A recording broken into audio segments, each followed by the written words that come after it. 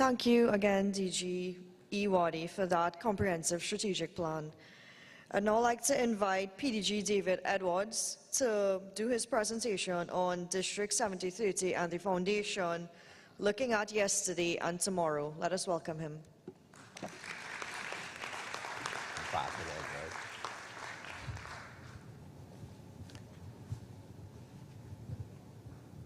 Good morning again. Morning. Oh, we are awake.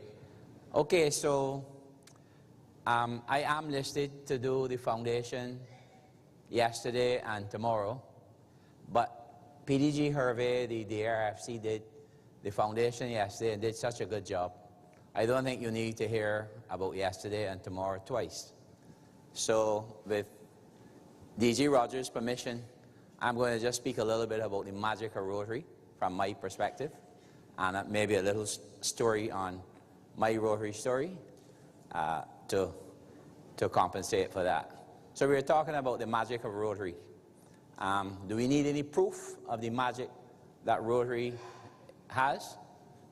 Charity Navigator is I guess the international standard and recognized independent standard for charities, for gauging charities. Rotary has 9 years at 4 stars, and 4 stars is the highest on that. So we are 9 years at the top, in the category of accountability and transparency, 100 out of 100. Isn't that fantastic?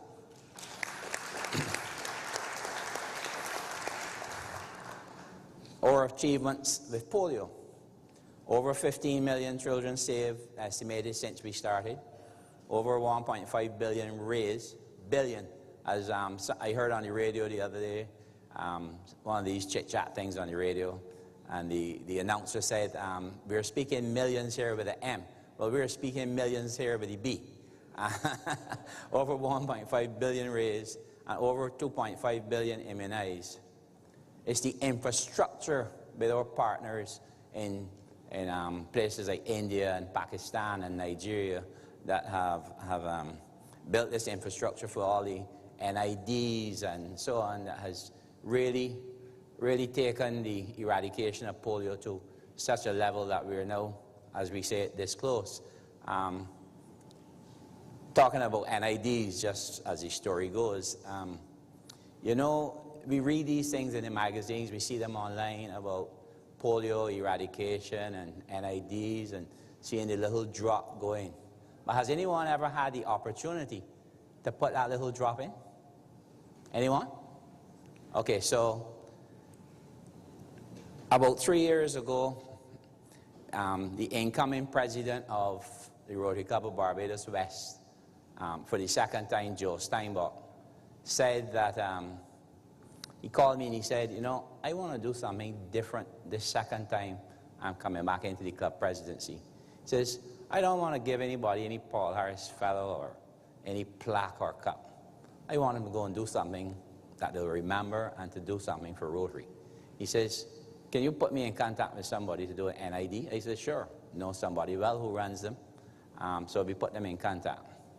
So he followed through, and at the end of the year, he sent 2 Rotarians to India to an NID. One of those Rotarians is in the room. Before he was leaving, he had a lot of trepidation and blah, blah. He was nervous. When he came back, he was addressing his club. I happened to go that afternoon to listen to him. He says, I left Barbados as Michael McLean. He says, I have come back as a Rotarian. He's here with us now as the president-elect of his club. Michael, stand up and be recognized.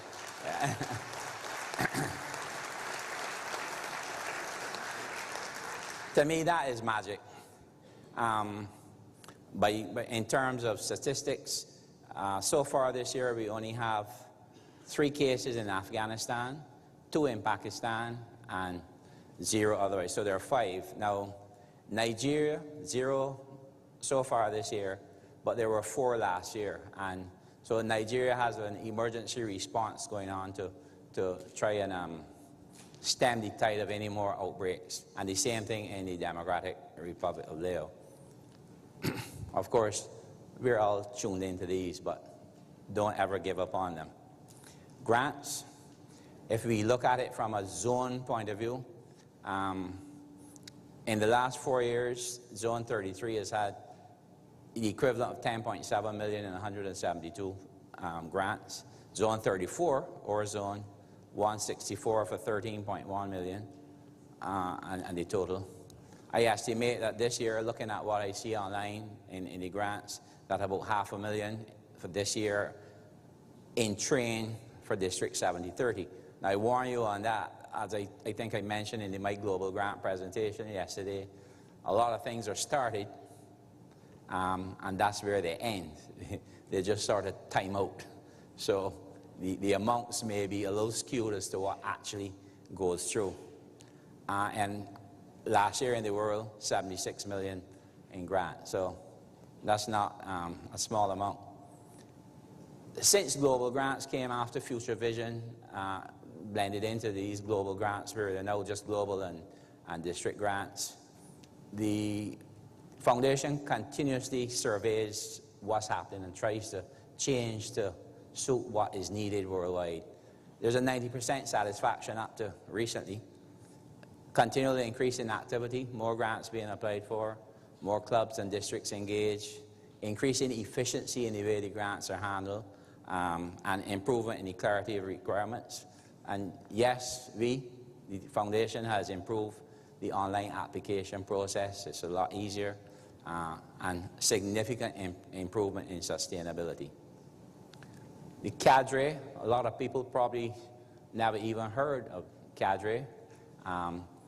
Volunteering of Rotarians to assist with project evaluation, project audit, that type of thing. 224 site visits, physical site visits last year. 66 desk reviews, which would be more akin to an audit in your company. And there are two types. One which is just a regular type audit, and another at a higher level which is called the supervisory audit, where the foundation probably thinks there might have been some problems that need to be sorted out. You get the supervisory audits. And these cadre visits covered 47 million of the grant. So quite a significant amount of accountability and checking going on, which is, of course, why we are 100% in transparency. Peace and conflict resolution. The peace centers over the world, you know, they're in 6 countries. I heard yesterday or the day before, there's a candidate going to Bangkok, Chulalongkorn, for the certificate course. There are about 100 peace center graduates every year. So this year's group will be joining 1,285 up to last year. They're compelling stories. You get to hear these graduates. It's just amazing. I've never heard a bad one. Never. So I think that speaks a lot for the quality. Someone also asked me yesterday about applying, and I told them, sure, by all means put it up. We've put up quite a few from the region before, but the competition is very great. I mean, people all over the world are applying, and the level of candidate is just absolutely stunning. One Peace scholar who we met at our zone meetings 2 years ago says his small village in the Democratic Republic of Congo was in dire need of medicine after war. He says people need not only end of war, but they also want to be free from the consequences of war. And one of those is bad health. So I am an ordinary person, but Rory has given me an extraordinary opportunity. And because of the contacts he had made and was able to get through the UN organizations that he was connected to in his in-service training as such, he was able to do exactly that in the Democratic Republic of Congo. In terms of, just jumping for time, DDF, this is a different perspective on DDF. Worldwide, there is $71 million in DDF not being used. Now, so remember, for those who want the little reminder, DDF is what comes back to districts to be used for grants and so on and other things. There's 71 million lying, of which 2.7 happen to be just in our zones. So when you're thinking of or asking about can we get help to get a global grant and so on, there's a lot of money in DDF alone. Forget cash. There's a lot of money in DDF sitting in the zones where we would have a natural contact, just there. There's a lot. So find a way to use it. That's my thing to you. Find a way to use this DDF. Start contacting some of these districts. We're going to have a presentation on the convention, I see, later, so I'm not going to go into that other than to encourage you to go. Another thing, previously you couldn't build anything. There was no bricks and mortar, as we called it, in the foundation. Move forward now so that we can have low-cost shelters and simple schools. This is a response to the need, because many parts of Africa and Asia, there is such a dire need to have just what it says, simple schools. These are not elaborate 10-story things. These are simple schools and low-cost shelters linked to economic development. But the warning is this is not a precedent for construction, so you're not going to apply for one of these to build any very expansive building. So we need to dream. You know, usually it said, dream the impossible dream, I think was the song. I think we need to dream the possible dream so that we end up with a world where no child ends up going to bed hungry. I think we all agree with that. Every sick child gets medical attention. Every child has an opportunity to learn. Every child has a roof over his head or her head and clothes to wear. Every child knows love and compassion. And all young lives have hope and the chance for a better life. So this is where I'll tell you a little story. You can come, Mike. Sometime in early January this year, I got a call from AG Karina Seeley in Antigua. And she said she wanted to get contact with a club in Connecticut, USA, in particular Greenwich. So I told her no problem, hold on, and because you know I'm one of the young people, I use the app. I have the club locator app in my phone, so while talking to her I went into the app. Being young, right, Rotaractors, I use the app. And I gave her, she says, you know these people? I says, of course, Karina, I know everybody. So she says, how have you found that so fast? I says, well, tell you, I know the people. I have it in my phone. And then I told her I was using the club locator app. So that was my little joke on her. So anyway, so Karina contacted the club president. She got a reply, but not much moved forward. A month after she called me, she says, David, we still have this little guy who has a brain tumor. We need help. The doctors at the hospital in Greenwich have agreed to do the operation on the brain tumor. That call had gone from a doctor in Antigua to, is Mario Bento here? He isn't, but I think you saw Mario yesterday when he did the presentation on the water. Mario got the call, and he passed the call to Karina as the AG. So that's how Karina got into it at that stage. This child has a brain tumor, not operable in the region or around Antigua at the time. And a doctor in the doctor in Antigua contacted his friend, a specialist at Greenwich, who agreed that the child needed an operation and he would do it if he could get the child there. Sounds easy. So Karina was a bit frustrated, nothing happened. So she says, I need you now to use your people, not mine, to get this to happen. So I said, no problem. I messaged Barry Racine. I said, Barry, we need somebody in Connecticut. Who you have close? Because my closest person is in New York. Do you have anybody closer? He says, I think so. I think I know somebody. He says, well, send me the email. So I emailed Barry, 2 minutes after, Barry sent an email to another person, and about 10 minutes after that, we got a reply saying, we're going to deal with it. We're going to make it happen. And without getting into all the little details, what happened after that was that PP Rick Mayer in Stamford, he contacted a Rotarian in his club who just happens to be the administrator of the hospital. And here came the next problem. The child in Antigua was born in the States, but he had no passport. Problem number one. Us West Indians would know that then they had to apply through the embassy in Barbados to get the passport for him. But the mother used to live in the States as well, and she had a problem with her visa. So we had to deal with that too. All of this was done by PP Rick Mayer in Stamford because he used his connections, again, in Rotary with the State Department to get all of these things done. It's taken all that time.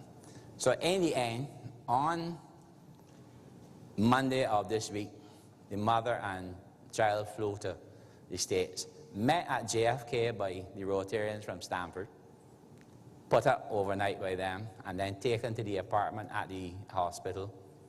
And the good news is that on Thursday night, at midnight or a minute to midnight, got a message saying, operation over, successful. So that little child has made it finally.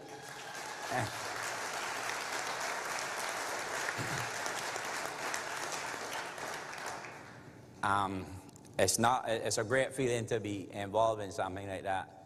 The one thing I did not tell you is that that third link in the email chain between Barry and I was none other than our other friend Mike here. He was the other person involved. So as it ends up, you can speak. You can use this one. As David pointed out, I received an email from my friend Barry, and I read it. And within about 15 seconds, I sent it off to Mac Leask in Connecticut. And I said, how do we make this happen? And of course, my connection with Gift of Life, Linda Hammond, who was on her way to Haiti, and then she connected with several others. We got it down to the club in Greenwich, and then God was watching over us with Rick Meyer, past president, who happened to had a connection with the hospital. But the issue with the State Department and the visa and all of those details that had to be worked out were worked out by people like us, Rotarians, as I have always said, connected in every way. And the funny part is, me and David were at the conference last year at 7020, and you meet a lot of people, a lot of faces, and I never connected Palm Real Estate, because Palm Real Estate, I thought was Florida. So all these emails going back and forth, I never ever knew I was connected with David. And then I'm coming here as president's rep, and as we get closer, right before I left to come here, I'm realizing that David Edwards, he's from 7030. I said, you kidding? And so here we met when he arrived the other day, and we were all anxious to hear about the operation, how it would go. We didn't know until Thursday. So it's all good, and it's Rotary. It's the magic of Rotary. Thanks, buddy. Yeah. So thanks for that. And I couldn't leave without the little piece on membership. Everybody's been on a membership. Remember that no one comes into Rotary unless they're actually asked. You're invited into Rotary. So I couldn't end the Rotary story without asking Leslie Ramdani from Rotary Club of Grenada East to actually come forward here. Leslie, don't be shy, Leslie, come. I'm telling Leslie, don't be shy, but Leslie is shy. Unless you really know him well and know all about him. But the Leslie that's walking here is, in April 1978, come Leslie. April 1978, Donna and I had the privilege, I was appointed manager of the bank in Grenada, the bank that I used to work for. No names, no advertisement. And so I ended up in Grenada, and young, very young, because I'm still young, so I was very young then. And Leslie and his brother Leyden were not only customers of the bank, but like brothers to me from the day I arrived. And his family took us in as part of their family as well. The first week I was there, the person that was taken over from at the bank, who I also worked with in Barbados, he took me to Rotary, because he was in Rotary. They just chartered the club 5 months before. And so that was, let's say, one Wednesday. It was Wednesday at that time. Huh? And the following Wednesday, I was inducted into Rotary. And so that happened at 1 o'clock. At about 1:30, the president came into my office in the bank and dropped, y'all remember those big ledgers, these huge diaries like this big, with about 5,000 pages, and dropped it on my desk. He says, "Welcome to Rotary, you are the attendance chairman." I says, "Well, I don't know anybody." He said, "That's how we were going to find out." And that was then, and Leslie is the person that introduced me to Rotary. He's still the energy at the Rotary Club of Grenada East, and a wonderful Rotarian who has done more grants than anybody else in this room for sure, and done so much for Grenada. So Leslie, thanks a lot, and give Leslie a thanks a lot. Thank you. So this isn't, yeah, you can pull that down. Oh, that's what it was. Thanks.